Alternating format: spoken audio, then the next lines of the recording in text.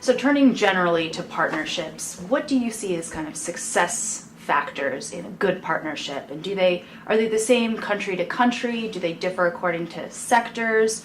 What's the recipe for a good partnership? One recipe, I think there's one recipe for a good partnership that doesn't matter what sector or what country you're in, and that means that both actors actually have to have a willingness to understand what the other actor is getting out of it. Mm-hmm. That's true of a partnership between two people, it's true of a partnership between two entities, and particularly when we're talking about different kinds of entities, one of which is going to be focused much more by a profit motive, the other of which is going to be focused much more by a political stability, security, and maybe even individual stability and security perspective. The ability to presume that, oh, I'm going to make a lot of money for these people, they must want that too. Or, oh, this is doing well for the country, so the other countries want. There has to be a willingness of both parties to get together and say, why do you, I know what I'm getting out of this. Why are you getting something out of this? Because I've never dealt with you in this way before. We've never established this kind of a joint venture. What is it that makes you want to stay?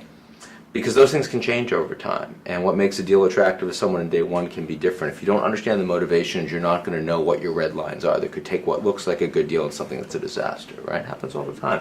People don't like to look at other folks' assumptions. They like to just assume that my assumptions are yours. They work the same way. So I think that's the single most important thing. There's absolutely questions of relative competence and capacity. There's bandwidth issues, folks that really want to get the deal done, but the fact is that there's only one good person in the ministry and everybody else underneath them is overwhelmed or corrupt or what have you. There's issue of technocrats and education. There's also, do they have the power to get something done, or does it really sit someplace else no matter what they say? Are there institutional hurdles that they don't tell you about? As a company, actually a partnership, and it doesn't matter if the person you're talking to seems really important, but actually they can't get it done for another 2 years.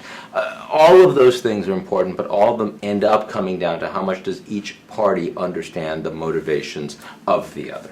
And the transparency. The capacity, the motivations, the limitations, the constraints. What are the things that party doesn't like? Everyone else likes to be optimistic when they get into a deal. Yes, it's going to work.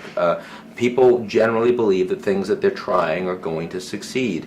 And you're much more likely to have them succeed if you understand what are the things that would make them fail. People don't frequently like to look at those things.